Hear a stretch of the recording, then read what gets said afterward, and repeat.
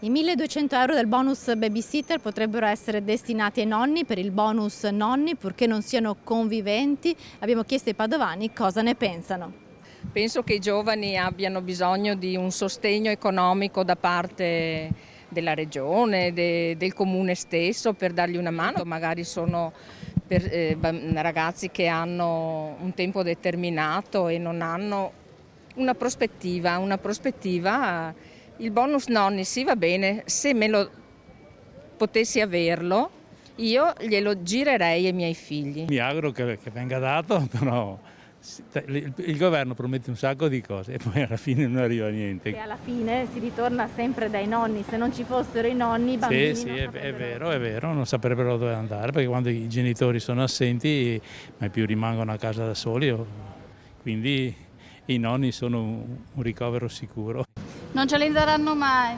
Nel nostro caso sarebbe sicuramente un aiuto, perché se non ci fossero i nonni in questo momento, per lui che è molto piccolo, non ha ancora un anno, non sono riuscita a metterlo all'asilo quest'anno per effetto di quanto è accaduto, per cui sicuramente qualsiasi aiuto in questo momento, se realmente esistente e se arriva, è ben accetto. Secondo me tante parole, dopo conclusione sempre qua. Io sono d'accordissimo, io sono un nonno.